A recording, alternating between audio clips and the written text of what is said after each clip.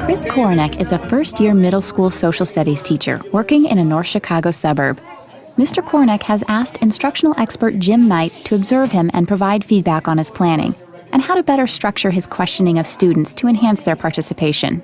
I'm always looking for ways to improve. I'm always looking for ways to better my practice, to be able to reach my kids, to be able to involve my parents, to be able to really create a learning environment that's set up for higher learning and performance and results, I guess. So, ladies and gentlemen, here we are today. We just finished up our unit on ancient China, and now we are going to be taking part in a little activity. And you want the kids to be not only learning the content that you're providing, but doing it in a way that's efficient and also somewhat enjoyable. And if you can harness those two things, it always makes for a well-rounded lesson. I am starting up a company, and as you can see on the board, it is Kornek's Cool Cats. Now, I have hired all of you as my employees, and you guys are going to be producing the Cool Cats for me, all right? Now, here's where you explain the activity. This is what I thought was great. Okay. You will all notice that you have a tag on your desk, correct?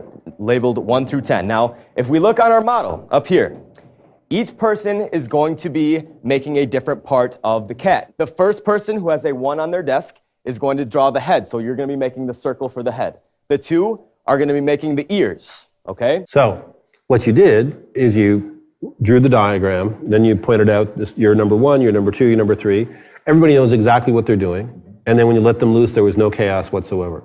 Because if you didn't do that, it would fall apart pretty quickly. All you need to do is you need to make 5 cool cats. Once you are done, you will raise your hand. I will come inspect them.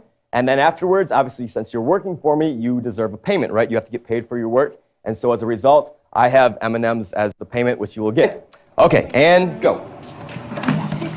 Remember, it's not a race.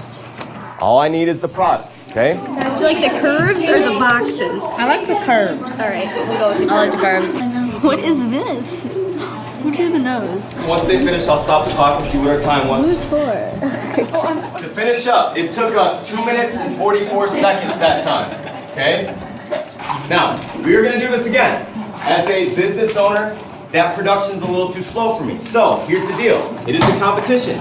It is a race. The first team to get done with their 5 cool cats will receive a stipend of 5 M&Ms a piece, okay? But the team that silently raises their hand and says that they're done, okay? And then we're not gonna be, angry because it's gonna come down to the wire. I'm telling you right now, that's gonna be a very close finish. I just love the way you're building their excitement there. It's going to come down to the wire, let me tell you. It's going to be close, but you're careful to tell them, but we have to have our inside voices here and not be too loud. Sure. Are we ready? Yeah. And go. I gotta ship them out. My customers want them. My customers want them. And I was sitting over here, and it was exactly the same. I mean, they couldn't be more engaged. They were 100% engaged. Every kid was locked in. They were doing it. Great. Yeah. One of the most powerful ways to get kids engaged in an activity is have them compete with other people. Sure. I mean, people talk about cooperative learning, and cooperative learning is great, but when you have a competitive, I mean, they're in. I need the first. Competition is definitely healthy, but I think that it's a matter of how you approach it. I think that it has to serve a purpose, and you can't just have competition for the sake of competition. It has to lead to something better or greater. It took you guys 42 seconds to finish. Okay? So you got your 5 cool cats done in 42 seconds. All right, I wanted competition. You could see that there was really good competition in that, but the overall quality of the product wasn't that great. So we're gonna do it one more time. Only one team can win this time, but it's gonna be a little bit different. Not only am I grading on speed, okay? After you're done, I'm gonna come through and I'm going to inspect the quality of your cool cats. So even if you don't finish first, continue. So now it's about speed, but it's also about quality. All right, everybody ready? On my mark, and go. So to me, they were working together as a team, and although it was competitive, there was a sense of real collaboration. There was. These are the coolest toys in town. Everybody wants one. Everybody wants one of my cool cats. Chris. No. Okay. Stop it. All right, so you guys are done second, and they're finishing. Okay, so I'll check these first, and then I'll check yours, and then I'll check this team. But the first time through, okay, we have 2:44. The second time was 42 seconds, and the third time was in a minute, or was in the middle between the two. So 1 minute, 11 seconds. So if I look at these, I notice that this mouth is really wide, so I can't accept that one. That mouth isn't working. But I'll accept that one. How is he supposed to walk if his feet don't touch the ground? No. And the winner with the Cool Cat competition for this round is the following team. Oh, wow. They are eating out of your hand in that moment. Right. Every kid is turned towards you. Did we win or not? I mean, they are totally eating out of your hand. Oh, wow.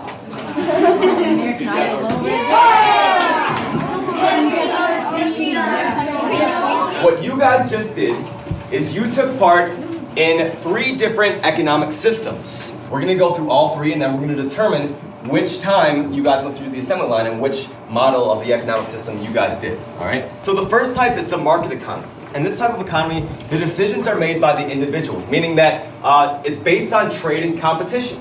If you just told them that stuff, that's one thing. But because they did the activity, it's more likely to stick. I'm not a real expert on memory, but what I do know is what I remember because it's attached, it's anchored in something. The next one, a centrally planned economy, all right, is usually when a central government alone makes the decisions, okay? So the government decides what's being made.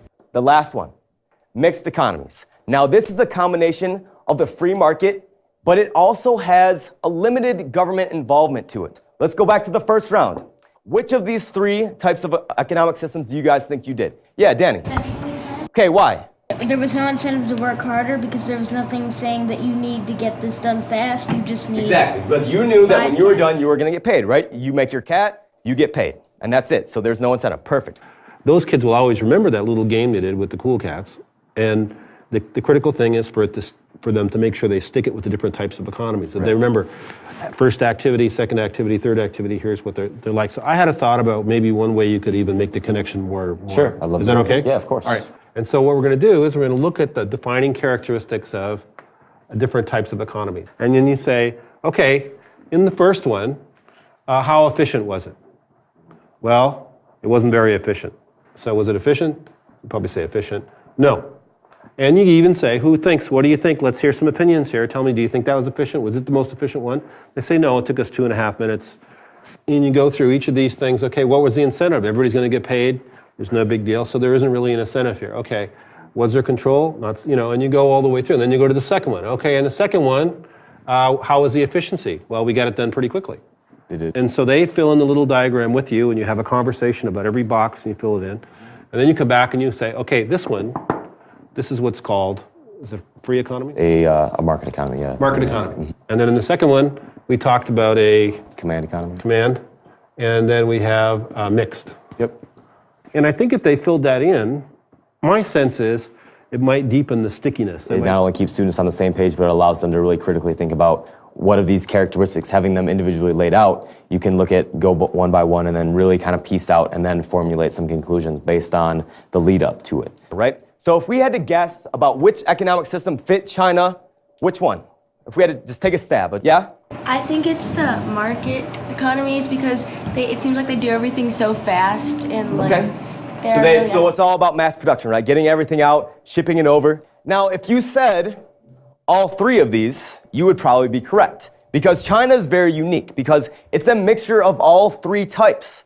One thing I've spent a lot of time thinking about is questioning techniques. So what I want to run by you is some ideas about questioning, and then you can tell me if it makes any sense or not. Sure, of course. I think an important question to ask is, what's the purpose of the question? Is the purpose of the question to check for understanding, or is the purpose of the question to encourage dialogue and conversation in the classroom?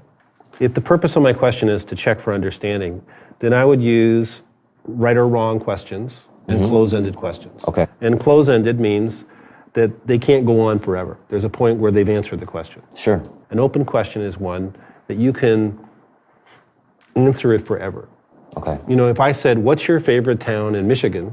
And why? That's an open-ended question. Okay. So if I said, name every town in Michigan, That would eventually come to an end. that's a closed-ended question, even though they might talk a lot. Whether it's open-ended or closed-ended, whether it's right or wrong or opinion, it's not about is one of them better than the other. It's that there are times when you would ask an open-ended question, there are times when you'd ask a closed-ended question. You just get different outcomes. Now, of these three, if we're looking at the United States right now, what type of economy do you think that the United States has? Any guesses? Maddie, what do you think? A mixed economy? Why? Okay, so you asked, I think, and then you said you could argue it different ways, but I would probably call that a close-ended, Sure. right or wrong question. Yes. We're checking to see if they've got the information. Right. If you wanted to at that point, if you asked an open-ended question and you left it as an opinion question, you could get a lot more energy in the classroom and the kids would have to do more thinking. But if you said, which one of these economies do you think would be better? Tell me why. I want you to discuss it with your partner for a minute, and then we're going to have a conversation about it. And you just throw it out there, and then they could all sort of explore the different kind of economies and give their opinions, and it would probably be a lot more lively conversation. Sure. You know, we have to give them, a lot of times as teachers, we sometimes don't give them, I don't want to say credit, but we just don't give them enough, we just don't appreciate their intelligence as much as we should. Where we think that we need to where we need to facilitate it to an extent that, you know, we're essentially feeding them what we want them to know. Well, when you ask these open-ended, non-judgmental questions, what I think you're doing is you're letting them do the thinking. And when you ask a close-ended, right or wrong question, what you're doing is you're checking to make sure that they've got it right. Sure. And there's nothing wrong with either one. You want them to be able to memorize certain kinds of concepts, vocabulary, but when you want them to do the thinking, just a simple question like, which economy worked best for our products, do you think, and why? You know, and to leave it open and it is gonna promote thought. So for me, just to think through carefully, why am I asking the question? When it's a check for understanding, close-ended, and right or wrong, and quick, lots and lots of questions. Sure. But when it's the purpose is to promote thinking and to have them do it, it's quick, a quick question, but it could take them several minutes to discuss it. I'm going to ask a lot of questions when I'm checking for understanding. I'm probably only going to ask one or two when I want them to be doing the thinking part of it. And it's just important to think it through. So what I usually do is just say, you don't know who's going to answer the question, but I'm going to ask the question. And then if the kid gets a question and they struggle with the answer, it's repeat, rephrase, reduce. The first time when I repeat it, I just say the question again. You know, what kind of economy is the U.S. economy? Sure. And then if I rephrase it, I say, well, we learned about 3 different kinds of economies, and the U.S. is probably one of them. Which one do you think it is? And then if they can't do that, then I reduce it down to a smaller question. So I might say, well, I'm going to give you 2 choices. It could be this, it could be that, and you tell me which one it is. Okay. And that little phrase, repeat, rephrase, reduce, if I keep that in my mind, that's a way in which whenever I ask a question, I'm kind of ready to deal with it. And then what you can build into it if they're still struggling, so you can say, do you need to phone a friend? And if you need to phone a friend, if they say yes, then you look around the class and the kids who know the answer go like this, like they've got a phone call, and you say, okay, well, which one do you want to answer the question for you? And they phone a friend. So you can keep it going. You know, it's just a way that. No, I like that because I mean it kind of tears down as you go. As an educator, you always have to be prepared and to know if the kids don't know, you can't just stand there and wait for a response. You always have to have something in your back pocket that you can pull out. And so, as kind of a tiered step down model, I think that would be a good way to look at it. So that is that for today. I hope you guys enjoyed being part of Cool Cats.